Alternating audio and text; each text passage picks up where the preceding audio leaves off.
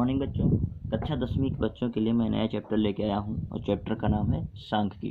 ठीक है, तो पिछली कक्षा में आप सांख्यिकी पढ़ चुके हैं और पिछला चैप्टर मैं समाप्त कर चुका हूँ। और जो समस्याएं होंगी आप पूछते रहिएगा, उसके सवाल हल करते रहिएगा। बाकी मैं अगला चैप्टर लेके चल रहा हूँ। तो सांख्यिकी में आपने 3 चीज़ें पढ़ी थी बेसिक रूप से। माध्य पढ़ा था आपने, माध्यिका पढ़ी थी और बहुलक पढ़ा था। तो माध्य, माध्यिका, बहुलक थोड़ा सा कक्षा 9 से रिविजन कर लीजिएगा। और मैं उसमें कुछ बताना चाहता हूँ, जैसे कैसे माध्य जब निकालते थे तो क्या हुआ करता था, चाहे माध्य हो, माध्यिका हो, बहुलक। तो इसमें क्या होता था, इस प्रकार से आंकड़ा दिया रहता था, है ना। कोई एक आंकड़ा मैंने यहाँ से लेके यहाँ तक इस प्रकार से लिख लिया है। तो ये है आपका, देखिए 10 से 3, 5 और ये लास्ट तक क्या है 3 लिखा हुआ है। इतना बड़ा आंकड़ा था। इस आंकड़े को लिखने के 2 तरीके हो सकते हैं। कैसे? एक तो यही तरीका है, सामान्य वेग से हम पूरा आंकड़ा ऐसे कामा लगाते हुए पूरा लिख लें। दूसरा तरीका ऐसे भी हो सकता है। कैसे? ये देखिए, जितना मैं दिखाना चाह रहा हूँ उतना ही देखिएगा। तो कौन सा पद है, पद का नाम क्या है 10, और कौन पद है, एक पद है 3, दूसरा कौन पद है 5 है, फिर क्या आया है 7 है, फिर क्या है 9 है, और फिर क्या है 12। फिर उसके बाद यही सारे पद क्या हो रहे हैं, रिपीट हो रहे हैं ना, बार बार यही आ रहे हैं। अब देखो कौन सा पद है 10, और 10 कितनी बार आया है, तो देखिए 1 बार, 2 बार। तो यहाँ क्या लिख देंगे, 10 कितनी बार आया है, 10 लिख देंगे 2 बार। जो जितनी बार आया है उसके सामने लिख देंगे, है ना। फिर उसके बाद देखिए 3 कितनी बार आया है, 1 बार। फिर आप देखिए यहाँ 2 बार, 3 बार, 4 बार, 5 बार और 6 बार। तो 3 कितनी बार हो गया, 6 बार, है ना। 5 कितनी बार आया है, 5 आया है आपका 4 बार, है ना। मैं जल्दी जल्दी लिख रहा हूँ। फिर 7 कितनी बार आया है, 7 आया है 2 बार, 9 आया है 2 बार और 12 आया है 1 बार। ठीक है, ये हम अच्छी तरह से ऐसे लिख लेंगे, कोई दिक्कत तो नहीं है। चाहे हम इसको इस प्रकार लिखें, चाहे हम इसको इस प्रकार। माध्य निकालने का तरीका पुराना ही है। कौन सा तरीका है, ये तरीका है कि आप सभी पदों को जोड़ दीजिए, इन सब को जोड़ लीजिए और जितने कुल हैं 1 से 2, 3, 4 इसको आप जोड़ेंगे तो यहाँ तक कितना, कितने पद हैं 17। और जितने पद हैं उससे क्या कर दीजिए, भाग दे दीजिए। और जो भी आए वही क्या हो जाएगा, आपका माध्य हो जाएगा, है ना। जो भी आप करेंगे वही क्या होगा, आपका माध्य होगा। तो इसको लिखने के बेटा पहली बात तो आंकड़ा लिखने के 2 तरीके हैं आपके कोर्स में। एक ये तरीका, दूसरा ये तरीका।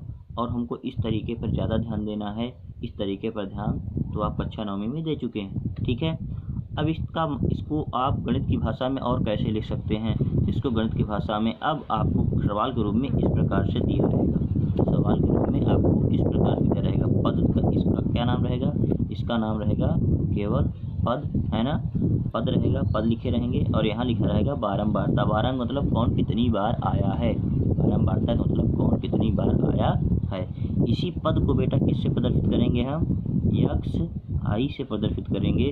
और इसी बारंबारता को हम किससे प्रदर्शित करेंगे, एफ आई से प्रदर्शित करेंगे। ठीक है, तो मान लीजिए इस प्रकार का सवाल। अब ये इसकी हमको क्या निकालना है, इसका हमको क्या निकालना है बेटा, माध्य निकालना है। जिसका माध्य कैसे निकालेंगे, एक तरीका यही है, 2 बार 10 को जोड़ो, 3 बार 6 को जोड़ो, 6 बार 3 को जोड़ो, 4 बार 5, इस प्रकार से भी आप कर सकते हैं। ये इसी का रूप है, इसी प्रकार। लेकिन हमें हमारे कोर्स में कुछ इस प्रकार से हल करना है। कैसे, ऐसे हल करना है। देखिए पहला काम तो क्या करना है, पहला काम आपको ये करना है कि आपको ये दिख रहा होगा पद है, पद मैंने लिख लिया। बारंबारता है, जब हल करेंगे, है ना, ये सवाल दिया रहेगा इस प्रकार से हल करेंगे। ये बारंबारता हमने लिख लिया। ठीक है, अब क्या इसका नाम क्या है, यक्स आई, इसका नाम क्या रख देंगे, एफ आई। ठीक है, और अब इन दोनों का गुणा करके अगले कॉलम में लिखेंगे, ये यक्स आई गुणे एफ आई। जहाँ कोई चिन्ह नहीं होता वहाँ क्या होता है बेटा, गुणा, है ना। तो यक्स आई गुणे एफ आई करके यहाँ लिखेंगे। इसका मतलब क्या हुआ, इसका मतलब है जैसे दिखा 10 दूनी, यहाँ लिखा 20, 3 छंग 18, 5 चौक 20, 7 दूनी 14, 9 दूनी 18 और 12 का नाम 12। ये इस प्रकार से लिख लेंगे। ठीक है, और इसको लिखने के बाद क्या करेंगे, इन सबको जोड़ेंगे। अब इससे कोई लेना देना नहीं, इसको जोड़ेंगे। इसका जोड़ कितना आ जाएगा, इसका जोड़ कितना आ गया 17। लेकिन इसका जोड़ है, जोड़ को इस चिन्ह पे दर्शाएंगे, समेसन इसको बोलेंगे और लिखेंगे ऐसे, समेसन एफ आई बराबर, समेसन लगा दिए, समेसन मतलब जोड़ किसका, एफ आई का। एफ आई के नीचे इतना लिखे, उसको जोड़ा और जोड़ के लिख दिया, कितना हो गया 17। ये भी, इसको भी सबको जोड़ के लिख देंगे कहाँ पे, यहाँ पे। और ये किसका जोड़ है, ये जोड़ है किसका, यक्स आई और एफ आई का x I into F I का जोड़ है, तो यहाँ लिख देंगे एक्स आई, यहाँ लिख देंगे एक्स आई एफ आई बराबर कितना आ गया 102, है ना। और इसको ऐसे कॉलम से बंद कर देंगे, चाहे खुला भी आने देंगे कोई दिक्कत नहीं है, इसको नहीं भी खींचेंगे तो भी कोई दिक्कत नहीं। अब देखो अब इसका मान क्या हो जाएगा, इसका सूत्र जो होता है, मैं नीचे नहीं मैं बगल में लिख रहा हूँ, आप लोग नीचे लिखिएगा, ठीक है, क्योंकि आपको वीडियो थोड़ी बनाना है। यहाँ पे सूत्र हो जाएगा, इसका होता है बेटा sigma x I F I, और यहाँ क्या इसको समेसन या सिग्मा पढ़ते हैं एफ आई, है ना। अब ये मान क्या था, ये था 102, ये क्या था, ये था आपका 17, और मान कितना आ गया 6। अब आप देखो यहाँ भी हल किए थे तो 6 ही आया था, और यहाँ भी हल किए हैं तो 6 ही आया, मतलब चाहे इस बीच से हल करिए तो भी उत्तर ही आएगा, इस बीच से हल करिए तो भी वही उत्तर आएगा, लेकिन इस बीच से हल करना ज़्यादा आसान है, ज़्यादा जल्दी होगा, क्योंकि आंकड़े बहुत बड़े बड़े होंगे, 2 4 10 अंक नहीं हो सकता है, 20 20 25 25 100 100 डिजिट का आंकड़ा हो, तो उसको इस प्रकार से लिखना आसान होगा, इसलिए इस विधि का हम प्रयोग करेंगे, ये हमारे कोर्स में है, ठीक है। तो इस प्रकार से सवालों को हल करेंगे। सूत्र आपका ये मेन है, इसको आप याद कर लीजिएगा, बाकी ये सूत्र तो आप पहले से जानते हो, और लेकिन सवाल परीक्षा में सवाल हो सकता है इस प्रकार से ना देके कुछ नया प्रकार पे हो, वो किस प्रकार का हो सकता है, इस प्रकार से। मैंने आपका लिया है सवाल नंबर 8, कौन सा सवाल लिया है, सवाल नंबर 8 लिया है, वो सवाल आप देख लेंगे तो आपको पता चल जाएगा। अब ये मैं सवाल नहीं बल्कि उसका हल लेके आया हूँ, ठीक है, सवाल तो आप जानते हैं, तो सवाल की कोई चर्चा नहीं होगी। तो यहाँ मैं ये जो ढक रहा हूँ उसका कारण कुछ है, तो आप पहले क्या करेंगे, पहले आप सवाल को इस प्रकार से लिख लेंगे, दिनों की संख्या उसमें दिया है, आप देख लीजिए, कक्षा 8वां सवाल है ना, और ये है विद्यार्थियों की संख्या, तो दिनों की संख्या मैंने लिख लिया इस रूप में, है ना।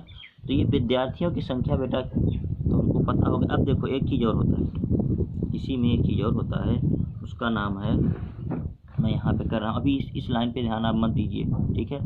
तो एक होता है वर्ग अंतराल, क्या होता है, वर्ग अंतराल, तो ये क्या है, ये आपका जो लिखा है 0 से 6, 6 से 10, 10 से 14, 14 से, ये क्या है, ये आपका वर्ग अंतराल है, ठीक है, क्या है बेटा, वर्ग अंतराल, ठीक है।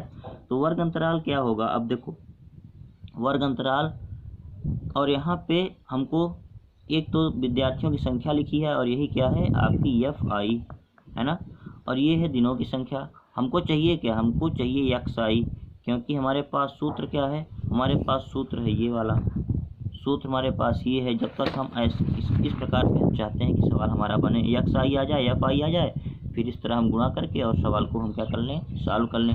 लेकिन हमारे पास दिया क्या है, हमारे पास केवल दिया है एफ आई का मान हमको दिया है ना, एफ आई का मान हमको दिया है, और हमको एफ आई का मान पता है और एक्स आई का मान हमको पता नहीं है। तो उसके लिए हम क्या करें, तो उसके लिए तरीका ये है, इन दोनों को जोड़ो, किसको किसको, 0 और 6 को जोड़ो और 2 से भाग दो। तो जब 0 और 6 को आप जोड़ोगे और 2 से भाग दोगे तो क्या जाएगा, 3 आएगा, तो यहाँ लिख देंगे क्या 3।